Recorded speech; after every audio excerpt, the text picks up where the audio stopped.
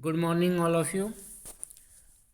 आज पिछली वीडियो में हमने चर्चा की थी ऑब्जेक्ट ऑफ डेप्रिसिएशन यानी मूल्यह्रास के उद्देश्य। आज के इस वीडियो में हम चर्चा करने जा रहे हैं मूल्यह्रास के कारण। आखिर हमारी जो एसेट्स है उनमें डेप्रिसिएशन किन कारणों से होता है। ये 5-6 बिंदु आपके सामने हैं।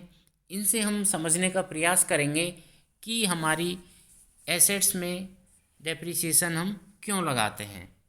सबसे पहला है आपका प्रयोग यानी यूज, जैसे भवन, मशीन, फर्नीचर, मोटर आदि कई ऐसी एसेट्स है जिनका प्रयोग में आने से धीरे धीरे नष्ट होती रहती है। जैसे मरम्मत द्वारा इनकी उम्र को हम बढ़ा सकते हैं लेकिन उन्हें अमर नहीं कर सकते। कहने का मतलब कि हम जैसे जैसे मशीनों को यूज में या प्रयोग में लेंगे तो उनमें घिसावट या उनकी एक टाइम लिमिट वो समाप्त हो जाता है। सेकंड पॉइंट आता है अपना समाप्ति। ठीक है, तो कुछ एसेट्स उम्र के अनुसार बेकार होती जाती है।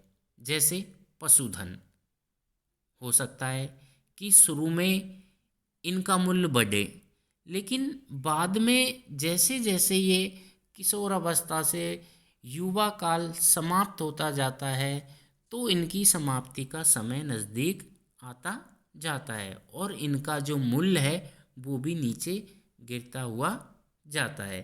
तो दूसरा हमारा कारण था समाप्ति। थर्ड पॉइंट आता है अपना रिक्तता।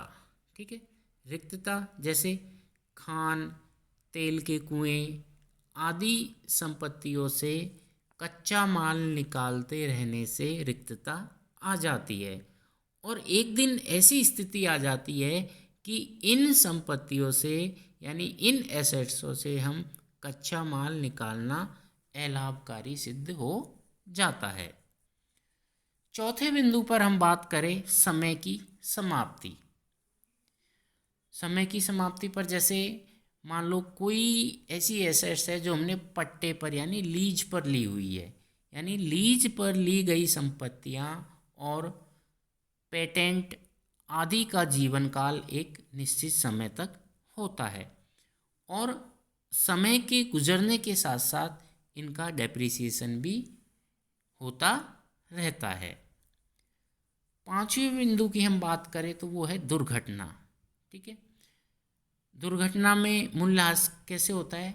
कभी कभी दुर्घटना के कारण कुछ हमारी एसेट्स नष्ट हो जाती है, जैसे आग द्वारा फर्नीचर का नष्ट होना, तो यह दुर्घटना द्वारा मूल्यह्रास कहलाता है।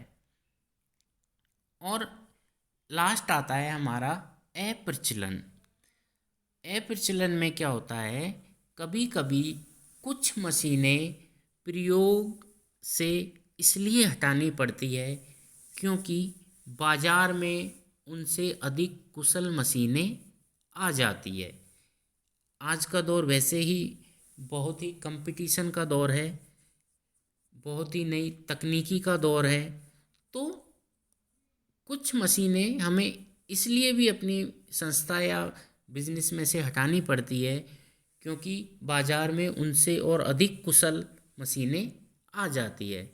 तो इस प्रकार से होने वाली हानि अप्रचलन द्वारा मूल्यह्रास का एक उदाहरण है।